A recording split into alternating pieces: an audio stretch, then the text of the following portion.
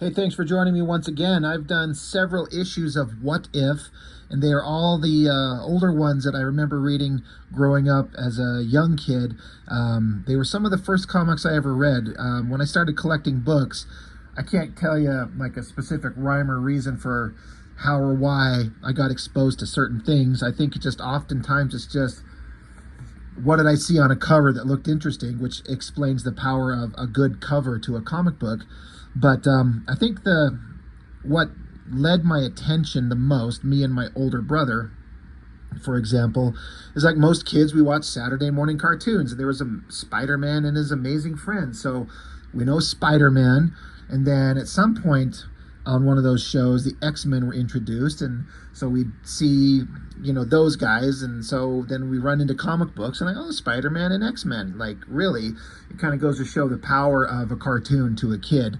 At least in that era. I mean, the economics of the world are somewhat different these days when it comes to this creative stuff. But back in the day, back in the late 80s, when I was a young kid starting to pick up stuff, somehow I got my hands on, my older brother and I got hands on those early issues of What If. What if the symbiote costume possessed Spider-Man? Or what if X-Men Lost Inferno, and all those great titles, and they are some of my favorite stories. And then flipping through that Facebook page where people are trading and selling books, I saw this one they had. What if Captain America were revived today? Never seen this, never heard of it, and just thought it sounded interesting. I'm kind of a big fan of alternate takes on the prime storylines that we know. Like, what if things went this direction? What would that be like? And it just kind of opens up some interesting possibilities. So I figured, oh, well, hell, why not? They were selling it for like $1. So I'm like, I'll take that. So I was curious to see what this would be like. So we flip it open. First off, this is dated November of '94. It just kind of occurred to me, Hildebrandt Brothers. I do believe in the last week or two, as of this recording, one of those gentlemen passed away. I don't remember who, like which one of them, and that's unfortunate. I mean, I was never particularly a fan of their painted artwork. I like Joe Jusko, was one of the first like straight up painters I ever saw, and then once Alex Ross came onto the scene, that was the end all be all of what I thought good painted comic artwork looked like. And I never was a fan of their stuff, but no disrespect meant to them, of course. That's just kind of unfortunate. I just saw that and I'm just kind of reminded that I believe one of them passed away just recently, so that's unfortunate. But anyway, as far as the comic, oftentimes these what if books will take the stories and scenarios and show you this is what happened as you know it, but then there's this one tiny little thing that changed everything, and then therefore changed all of history and all of the stories, and now what would the outcome be? It's kind of like the whole idea of, every choice you make, every decision you make, if you did just something slightly different, everything in the world could be totally changed around.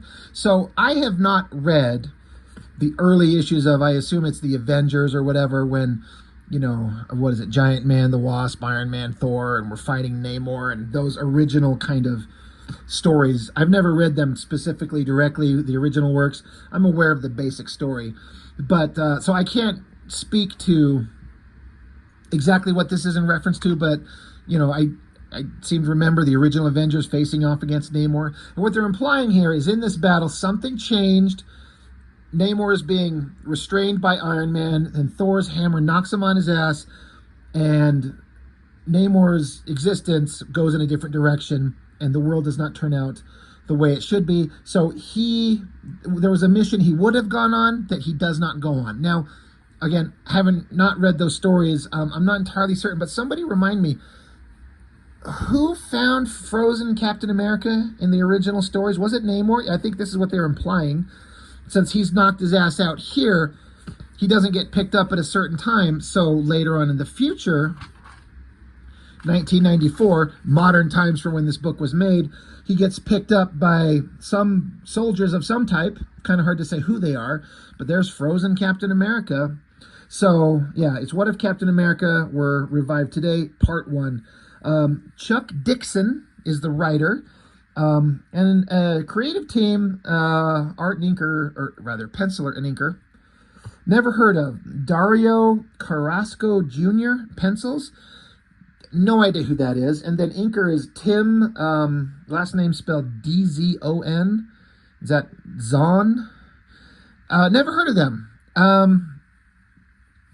Before we get into the story, I've just flipped through this book and kind of read it over for the first time. This penciler, I feel like, because obviously the era this is in, 94, like we're in, what was that, year 2 or 3? 92 is, right? 92 is the first year of Image Comics. So that whole artistic style is going on, and it's what the kids are just sucking up. I feel like this artist, as we'll see throughout the book, my guess is that he's trying to emulate that over-rendered crosshatchy style that the Lees and Liefelds and Larsons and Silvestris of the world were doing and popularizing. And I feel like it doesn't work. I feel like it's not this artist's default style.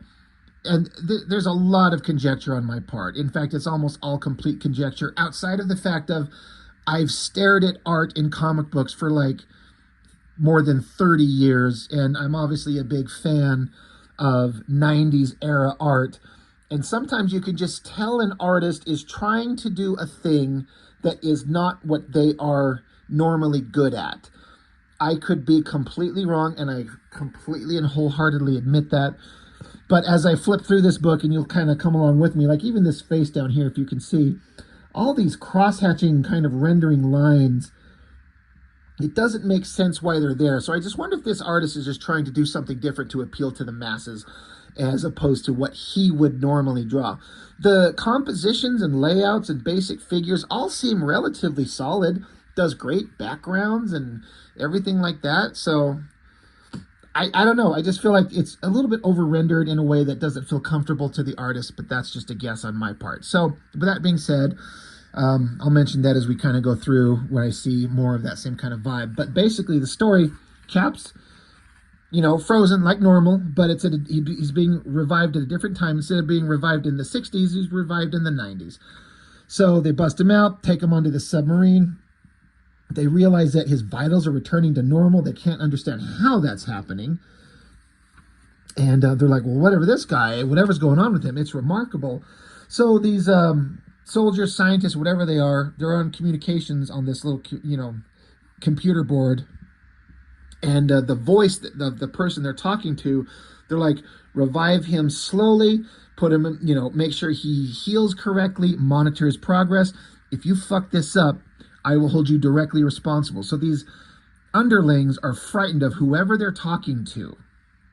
And so I was like, I wonder who this is. I actually had no fucking clue. I was like, I'm actually legitimately curious as to who this mysterious voice is connected to. So the submarine keeps floating away, and then Captain America wakes up, and so the voice over an intercom talks to him and kind of explains to him, you are in a chamber to heal you. You've been frozen forever. Cap's like, the last thing I remember was an explosion. The voice says, as far as I can tell, everything you're talking about happened in 1945, the waning years of the war. Cap's like, well, you make it sound like it's ancient history. The voice says, it's been over 50 years. And American and its Britain allies all emerged victorious. You are Captain America, the living secret weapon created by the Allies to battle the Axis powers. And so Cap's like, this could be just a Nazi trick. This is something's wrong here. I don't believe you. He thinks he's still in the war, which of course he would. You wouldn't believe this. So then the voice says, well, unfortunately, things didn't go great after the war.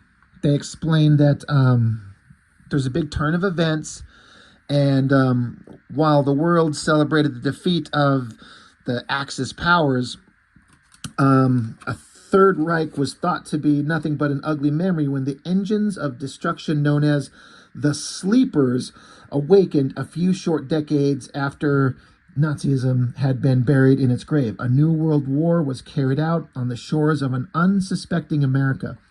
So another secret army of Hitler, comes along.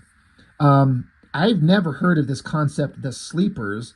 Is this something that exists in comics? Is this an existing thing? I don't know.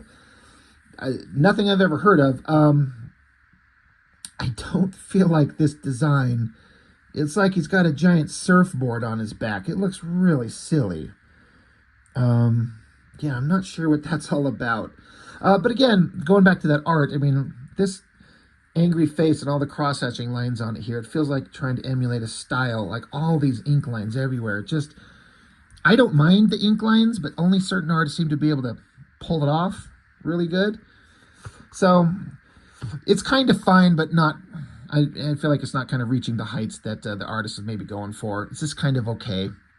But yeah, so now there are these creatures called the Sleepers, and then they assault America, and they shows them like taking out like the Thing. Like this guy, like the design looks vaguely familiar.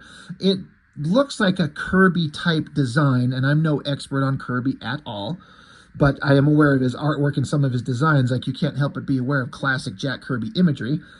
But I don't know if it's just that somebody designed it to look like Kirby stuff, or if this is something from his era. I mean, they're clearly doing a Kirby thing, right? Like the way his hands are out, the crackle, the kind of design on its face. It feels like they're obviously doing a thing. That's actually kind of an interesting drawing. I kind of dig it. But again, I don't know who these characters are. But it shows them taking out the Fantastic Four, like they're defeated. And it says that they laid waste to America's eastern seaboard within days. In their wake came the Stormtroopers. They were criminals and scum culled from the jails and pest holes of the world.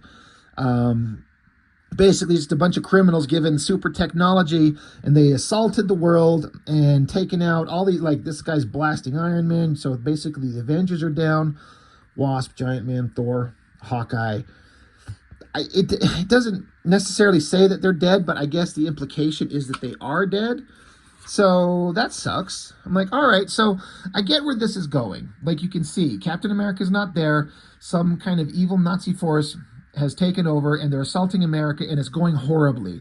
Now you can argue, and I would too, like, the greatest heroes in the planet, the Avengers and the Fantastic Four and all the mutants and all this stuff, they're going to stop this. But if the story goes the way that it would, then we don't have an alternate what-if story. So this is where you get to see everyone knocked on their butts and dead and defeated, and how are we going to get out of this? But by this time in the book, I was kind of like, I can see where this is going. I'm kind of getting bored. You know, we're only a few pages in, but I just feel like I know where this is going. But, you know, these are good pages. Like I said, I like that drawing. It looks good. It's telling you the story. It's fine. But then, of course, it's the Red Skull and some of these other characters. I have this problem when sometimes I can't remember the name of a character, and I know exactly what it is. If you put a list of names in front of me, I'd be like, all right, that's the name. I can't think of it. But the guy with the little drapery diaper over his head, and the guy with the one of Strucker is one of these guys, and Baron Zemo? Is that him? I think. But, you know, it's Red Skull. Now they're taking over America. They're enslaving everybody. Some of the American citizens have a revolt, but it's put down very quickly. And then now it's the new nation. A new nation was forged in hatred and blood, the United States of the Aryan Republic. And basically they captured all the superhumans, mutants, and whatever alike. And they're caged up. So you can see some of these characters, you can't tell who they are. They could be anybody, but presumably the Hulk, Angel, Professor X, Cyclops, and somebody. Chained up, subjected to horrible tortures while they tried to replicate their powers. Again, seen all of this type of stuff before in other issues of What If. Like, all right, sure, okay. More explaining Russia doesn't like the idea that they're facing a blitzkrieg again from a Nazi state. So basically, nuclear war happens, is what goes on. The Red Skull launches all their missiles and wipes out Russia, basically. I don't know how Russia wouldn't see them coming and launch their own and wipe out America. They do imply in the story that large portions of the planet are rendered uninhabitable in a big way. But the parts of the world that are habitable end up under control of the Red Skull. So, like, okay, I mean, again, that all makes sense. He says, what is left of the world belonged for the most part to the Nazis. The rest was left and hostile and unlivable, as hostile and unlivable as the moon. And so Cap has just been watching all these videos, that this guy's been explained to him, just so he can see, so he can understand. And Cap's just like, how could this happen? If I was here, could I have changed it? Could I have made some contribution that made a difference? And if not, at least I would have been fighting for it. And he's like, I don't believe this. This is all lies. Like, how could this happen? Who are you? And so again, I was legitimately interested. Who is he talking to? What character could possibly be interesting enough to make me give a shit? Like, who could this be? And I wasn't paying attention. I was just casually reading this book. If I would have been paying attention to the cover, in the background here, it shows it, but I didn't piece it together until the door opened. It's fucking Dr. Doom. He's like, it says, Dr. Victor Von Doom, King of Latveria and Liberty's last hope. And Cap takes his shield because Doom gives him his shield and says Captain America will be right there to work with you. So the idea is that, and I kind of like this, like Doom, if the Red Skull has taken over the world, Doom's not going to stand for that. And so even though he is a villain, he's making a fight that we want to be on. Although you could argue, well, Doom, I don't know. I don't see Dr. Doom as a character that would take over the world and cause most of its destruction in the same way that the Red Skull would. I don't know, but I guess I haven't read a lot of the classic stories of Dr. Doom. I mean, you guys who are out there and watch my channel, I mean, do you think does Dr. Doom want world control? I know he wants his country, but does he want to rule the world? I know he thinks he's better than everybody. He wants ultimate power. I don't know. I guess he does. I guess the point is it's a lesser of two evils in theory. And so the idea of Captain America teaming up with Dr. Doom, I was like, oh, all right. For the kind of cliche setup, I was like, not expecting that. So I'm kind of on board with it. So Doom kind of continues to explain, I have this small country. It's been taken from me. All I want is that back. And I believe it. Doom's always been about his own country. He doesn't want anybody else being this evil overlord of the planet besides him. If Doom can't have it, no one shall. So Cap's like, all right, well, I guess we're going to work together. Doom explains he's remained free because of his massive intellect and technological wizardry. And so then Doom's like, I've got some other soldiers that are helping me out, and I want you to lead them. And so here they are. And so it's a bunch of villains. I can't remember the names of some of these guys, or at least I had to figure it out. I couldn't remember this Atlantean guy, but it's a Tuma, right? Something like that. I am not sure who this dude is. Looks like a pile of gravel. I don't know. Titanium? Is that this guy's name? Abomination, Juggernaut. And is it just the Vulture? Like Spider-Man villain? The Vulture, an old dude with cape? Like, all these guys are powerhouses that I'm aware of. Juggernaut, Abomination. Is it titanium? Am I saying that? I mean, I know titanium's a metal, but is that...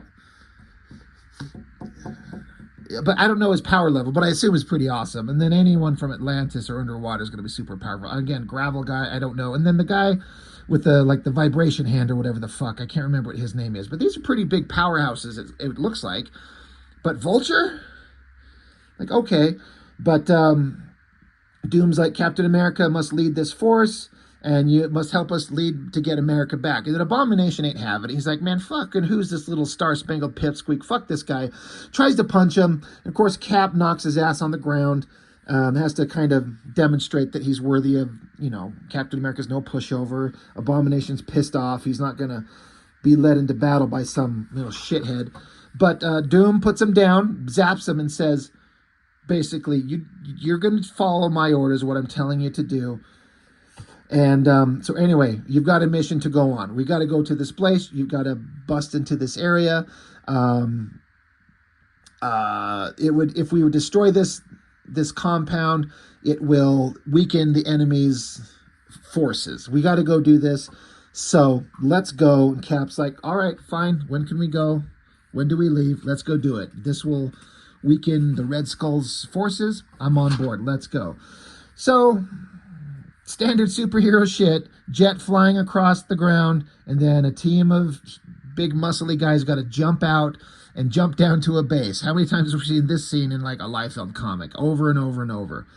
But the Abomination says something to the effect of the faster we take this place out, the faster we get paid. And Captain America's like, paid? What are you talking about? What? And so the Abomination, being a fucking idiot, he's like, maybe I'll explain it later. And then he rips a hole open in their ship and jumps out. So they fall down. Yeah, and it says here, the big robot guy, let's do it, titanium. So is that a Russian machine character? Anyway, they land down there, and so Cap is leading a team of what we would think of as villains into battle. Like, all right, I mean, for the greater good, if this is the army that you've got, you use it. And this stuff is all kind of pretty interesting. I mean, it's not a great picture of Captain America. I've seen worse. We won't mention where. We all know where we've seen the worst version of Captain America. But it's kind of fine, and it's a double-page layout. It's like the center of the book, I think. Maybe not. Close to. But they're all taking out all these soldiers, beating their asses. And I'm kind of like, if these are just humans, I mean, I don't know what the Vulture's going to be doing down here besides punching people. I don't know what Gravel Man can do. But Abomination and Juggernaut themselves should be just powerhouses just to run them over. And it kind of seems like that's what they're getting at. And again, Atuma, he's got some soldier up there and is going to take him out, kill him. But Captain America's like, no, wait, hold up. If they're beaten, defeated, and surrendered and given up, we're not going to execute people. So I guess Captain America knocks the soldier out of Atuma's hands. I guess it's not clear what happens there. But that pisses Atuma off. He's like, ain't no one touches me. So he bitch slaps him, sends Captain America flying, and Captain America's like, I'm starting to wonder if this world is worth saving. Maybe America and all it stood for is gone forever. But then somebody's like, hey, this is the gizmo Doom's looking for. And I'm like, well, what? What gizmo? They don't show it. Somebody's like, that's it? So I'm like, I guess they're intentionally not showing it, because I don't see them showing anything. This guy's like, it matches the diagram, the Skull's latest war toy. And they're like, yeah, Dr. Doom's just got to have one of these things, so we got to get our extra paychecks. And Cap's like, well, what's this device about? And then Doom never mentioned this device as part of her mission. We're supposed to be coming here to just take this place out. And Juggernaut says, wake up and smell the sauerkraut, pal. That line of crud Doom fed you about freeing America is pure bull. Doom's as bad as this Red Skull, except he pays better. So I read that line, I'm like, oh shit. These guys are basically validating what we should have thought. Doom's not like on the side of angels for us. He's not trying to take out the Red Skull, or he is, but not because he's trying to rescue anything or save anybody or free anything. He wants control and power. Cap says, but he told me about his homeland. How it's held in the grip of the Nazis. And Vulture says, in the grip of Doom, you mean? He rules the entire Eastern Bloc, my friend. He and the Nazis split the whole planet right down the middle. So I was like, oh, so Doom's just as bad as the Red Skull. I mean, you should think that. You should expect that. But I was kind of on board with the idea, like, things got so bad that Dr. Doom would be doing something noble for the greater good. And so Juggernaut's like, haha, you fell for it, dummy. The Abomination grabs Captain America and they're like, we're going to take you out. We're going to kill you. Don't worry. We'll tell him that you went down swinging. Suddenly there's a giant explosion. And Juggernaut's like, oh, no. And so I'm like, oh, shit, there are some heroes that have survived. So this could be the Johnny Storm Human Torch, or that other version that predated him that was like an artificial person. They called the Human Torch 2. It's like there's two of them, if I remember correctly. So I don't know which one it is. Spider-Man, Namor, redheaded girl with an X on her head. So we're just going to assume Jean Grey. And then, of course, Wolverine. He's always going to be there. But he's dressed not a claw out anywhere, but packing a bunch of weapons. So I'm wondering if they're implying that like he didn't get to go through the Weapon X program because it didn't exist because the world was at war. But Logan the Man exists, and this was before, I'm going to assume, I'm trying to remember the time frame when they made the dumbest decision on the planet to give Wolverine bone claws. The stupidest idea ever. So, Wolverine's still a badass, but he's just packing guns around. And they call themselves the expatriates, which is kind of stupid. But these are the kind of the remaining heroes of the world. So Captain America's going to end up on their side. You kind of see where it's going. But this is the end. This is part 1. And I didn't realize that when I picked it up, even though it says part 1 right on it. So I don't know how this story ends. I have no idea. I might have to see if I can track one down and just see how it goes. It's pretty entertaining, generally speaking, I guess. I mean, I wasn't bored to tears. It kind of went in waves. I'm like, okay, this is interesting. Oh, God, I know where this is going. Oh, okay, you got my attention. Dr. Doom, bad guys. Oh, no, bad guys are bad guys. Now we got some heroes. We got to liberate the planet. Are they going to do it? Are they going to survive? Because it's a what if, so all bets are off. Everyone could end up dead. Hard to say. But kind of fun. These what if things, I kind of enjoy them. So I guess that's all I've got for now. What if Captain America were revived today? And today being, 3 decades ago. So that's all I got. Thanks for watching. I appreciate it. And I'll see you on the next one.